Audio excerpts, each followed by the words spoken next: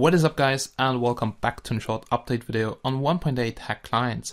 So the only one right now is Nodus, and it's still really buggy and it also lags on the most PCs, but it works and it's quite playable.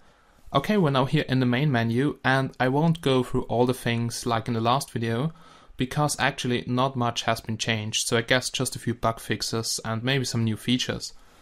And yeah, for me it is really laggy. Also, if I record something like the PvP gameplay, it was really laggy. I had huge FPS drops. So what I had to do to get steady FPS is go to options and video settings, set the graphic here to fast, tweak the settings, go down with the rendering distance, set the maximum frame rate to unlimited. Also you can disable smooth lighting and all that stuff. And yeah, it makes it a little bit better, so I still got FPS drops, but not that much than before. And you can also do that, but just check out if it lags for you or not, but for me it's lagging really hard.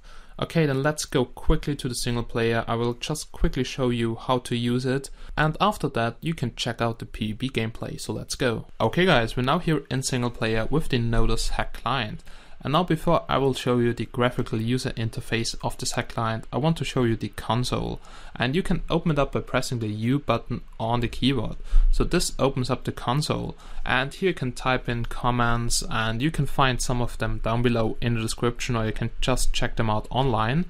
And for instance, you can trigger here the hacks, or you can add friends to your friend list.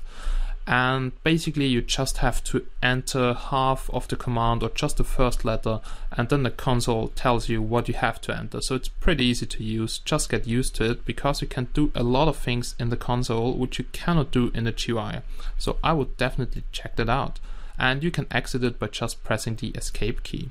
Then now let's have a look at the GUI, and you can open it up by pressing the Y button on the keyboard.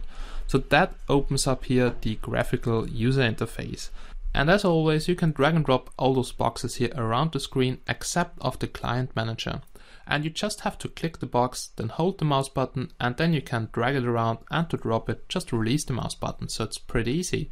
And by default, all those boxes here are closed. So to expand them, you have to click this little box here in the right top corner. And then you can expand the category and you see all the hacks which are inside of it. And yeah, to activate the hack, you just have to click it. Then it turns green and you should see it here under enabled mods. You can also right click the hack and then you get a sub menu. For instance, you can switch the nuke modes.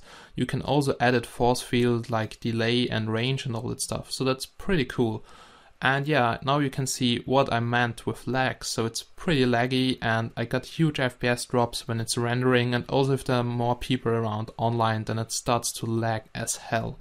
But yeah, it is working, and it's the only 1.8 client right now, so I'm using it. But you could also use the tapped GUI. So to use it, you have to pin it to your screen and go out of the GUI by pressing the escape key. And now you can go here through the tapped GUI by using the arrow keys on the keyboard. And to activate the hack, you just have to press the enter button. And as you can see now, xray is activated and now deactivated. So pretty easy. Yeah, so basically that's it. You can also use keybinds and edit them in the bind editor, but it's still a little bit buggy.